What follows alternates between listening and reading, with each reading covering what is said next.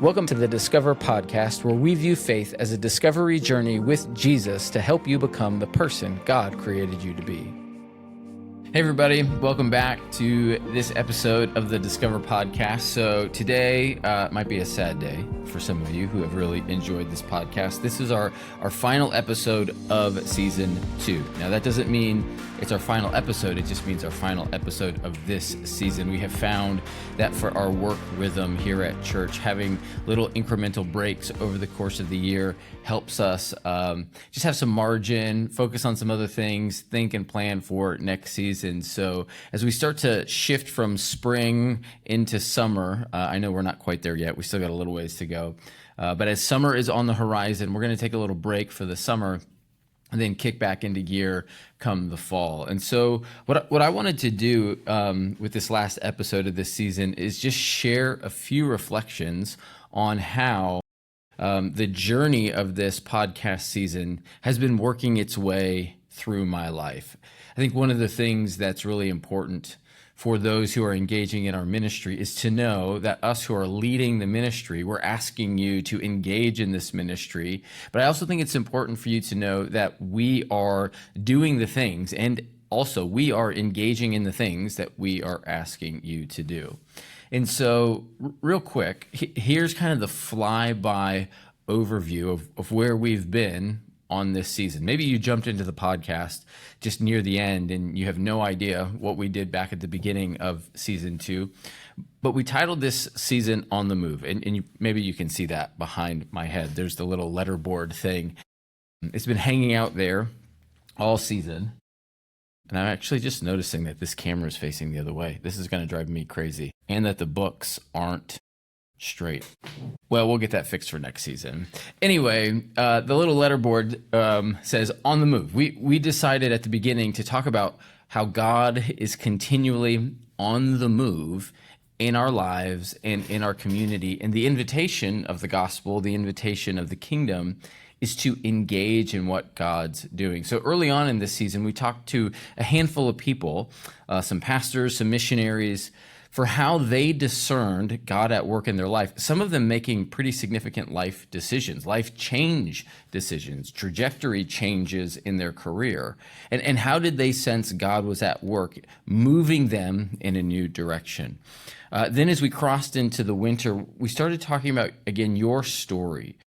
Because our conviction as a church is that if God is always at work, if he's always at work in your life, he's always doing things that shape your story in a way that you have a story to tell. This also, again, is anchored in our Storytellers Initiative that we started over a year and a half ago at this point, trying to cultivate a community, specifically our community, to be a community of kingdom storytellers, to know that God's always present and he's always at work. Therefore, we always have a story to tell of what he's doing in our life. And so, as we crossed into the new year, we talked about the idea that you have a story to tell, so how do you go about telling that story? And we talked about, well, first you need to know the who. Like, who are the people that are in your life with whom you can share your story? We also talked about the idea of the story of your faith journey, kind of how you came to faith. And as you look back on your life, what God has done to bring you to where you are now on your faith journey. But again, how do you recognize what we call kairos moments, those moments where God's kingdom breaks into your life and he's doing stuff today? Because I think the world wants to know how our faith impacts our daily life. It's not just that we have the story of coming to faith, but our faith guides, directs, and impacts our life on a daily basis. It's that idea of the question, what does your faith do for you? Today, right now, how is it shaping you? And then it's the hope that once you know your story and you see how it connects with God's story, you have the ability to also share God's story. We're asking you to think about, how can I share my story and God's story? And how can I invite people into what we're calling a storied community? As Meadowbrook, we believe that the scriptures shape our community. The scriptures, the story of God and his people throughout generations, is continually shaping our community today. So how do we invite people into that? And then we spent some time in the spring talking about formation, which was kind of a glimpse to the Bible reading plan for the summer. So that's where we've been. That's a high level view of this season. And I was reflecting today before we started to record, like, yeah, how has that worked in my life? Specifically when it comes to my story, God's story working its way through me being present in the community and having opportunity to share with people what God is up to in my life. And there's been two significant things in my life that have really helped me engage in this. And there are two different things that I've engaged in, two different places that I've gone this last year. And if you've been around our church, you've probably heard me talk about both of these things. One is the gym, and one was this stand-up comedy class that I took earlier this year. And it's been really interesting for me to see these two places essentially as my mission field, to ask the question, where is God at work in this place that I'm going? So it's the assumption, like sometimes we think in terms of like God meets us at church, or God meets us when we do spiritual things. But our conviction is that God is at work everywhere, not just in faith-based spaces. So that means when I go to the gym, like God is at the gym. And so the question for me as I enter into the gym is, God, what are you up to in this place? And what are you up to in the lives of the people who are here? So I took this 6-week comedy class at a dive bar on Blue Mound Road. And I truthfully wasn't anticipating. So like for the last year and a half, I've been asking that question about the gym. God, what are you up to here at this place?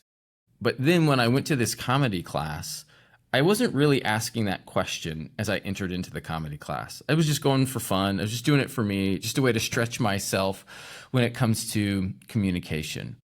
But I found like this idea of people hungry for spiritual, deeper things at this comedy class was way more in my face than I ever anticipated it to be. They found out early on, week one, that I was a pastor.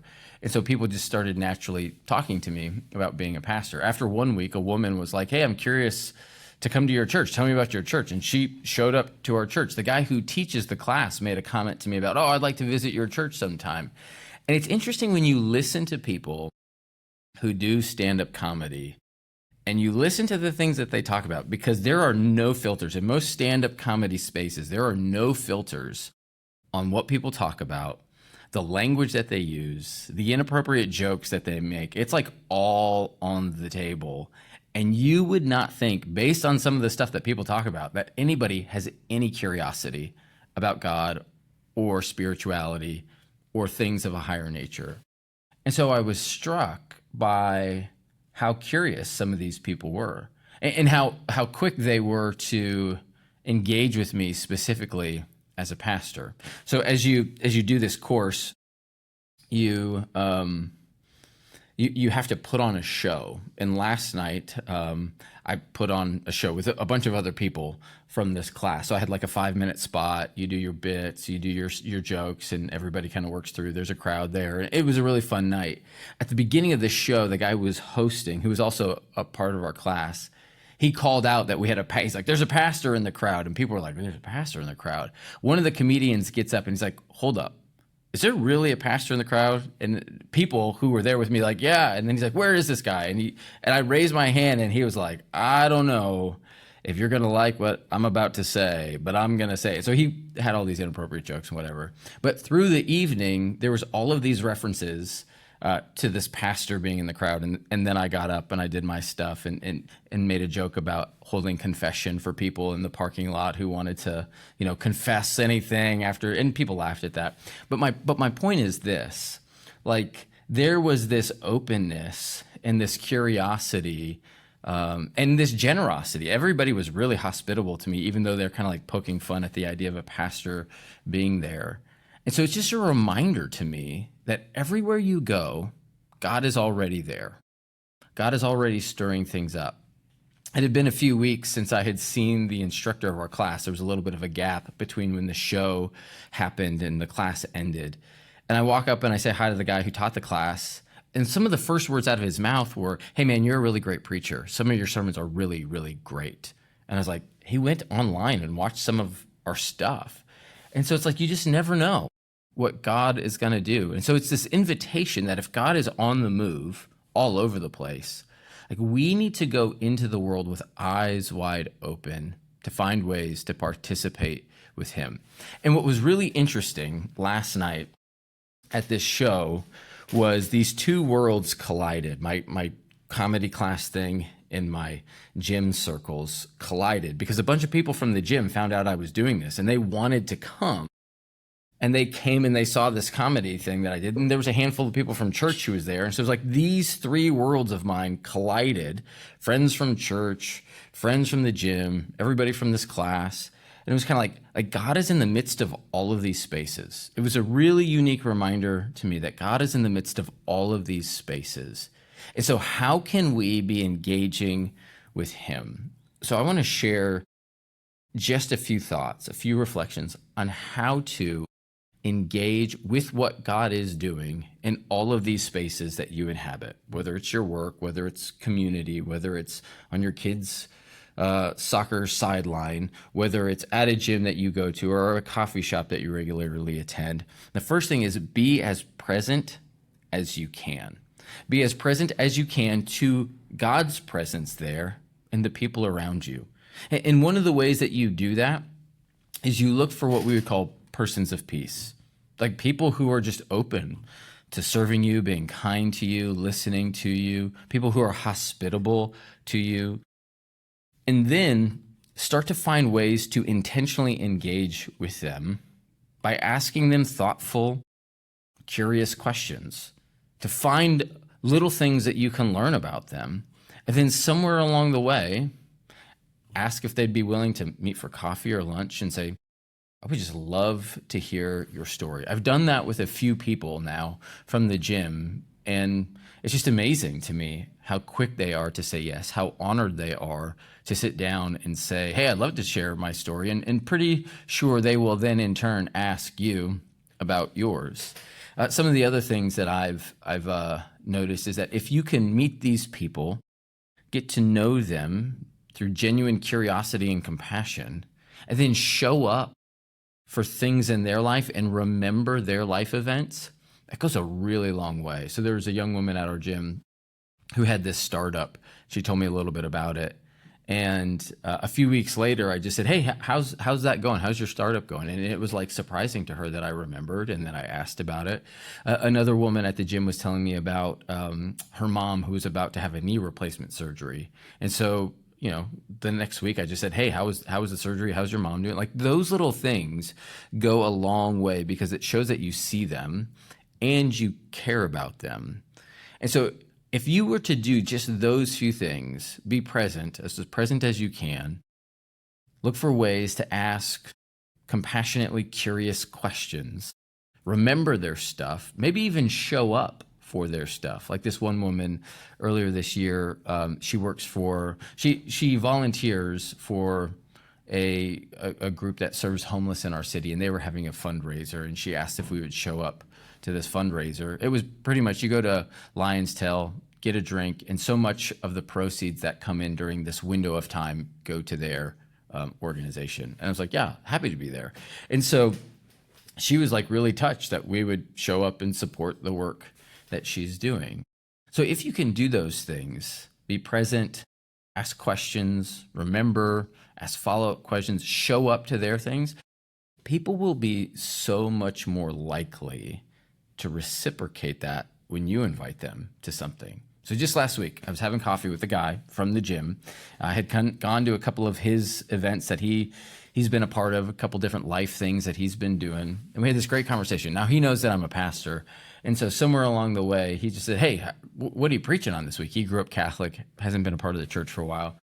But I just told him, I was like, oh, we're studying the book of Acts. This is where we are. And then I just said, hey, would you ever be interested in coming to one of our services to check it out? And he was just, yeah, I'd be happy to do that. And I said, it'd be really interesting for me to hear from you about how your experience in the Catholic Church is going to be different than what you experience at our church. It'd be really interesting for me to know how you process your upbringing. He also went to Catholic school, went to a Catholic college, very Catholic, and I think has kind of drifted from that. Also had an uncle who was a Catholic priest. So like, you know, tried and true Catholic family. But to hear him say like, yeah, I'd be happy to come to your church and check it out.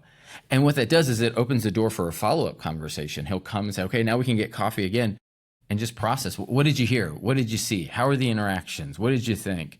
And you just never know what God is going to do with that. And so some of you might be listening to this and thinking, well, Bryan, this is really easy for you because you're a pastor. And once people find out you're a pastor, that just opens the door for you to invite them to things. And I would say maybe, but at the same time, if you do these simple things, if you're present with people, if you get to know them, and you ask to hear their story, 9 times out of 10, they will open the door for you to share your story. And if you have a way to talk about how your faith is integral to your life, they will be curious about it. And then you have this open door to say, hey, come check out what we're doing. And again, this isn't about anything more than trying to connect with people to bring them to Jesus. And then let Jesus do with them what he will. Because it comes from John 1:42, when Simon is brought by his brother Andrew to Jesus. After Andrew and John find Jesus, they spend the day with him, and then John or Andrew goes back to his brother Simon, also known as Peter, and says, we have found the Messiah. And John 1:42 says, and then he, being Andrew, brought him, being Simon Peter, to Jesus. And that's what we want to be about. Meadowbrook Church exists to invite people to discover Jesus, to become his followers, to influence the world. And that's what we're trying to do with this podcast. We're just trying to have an extension of that mission into your life, to be a part of these conversations and hopefully spur you on to pay attention and participate with wherever God is at work in your everyday life. So thanks for joining us in season 2. We're going to have a little break. If you're new to this, you can go back and check season 1 and check out earlier episodes of season 2, but we'll be back for season 3 starting in the fall. Grace and peace to you. See you then.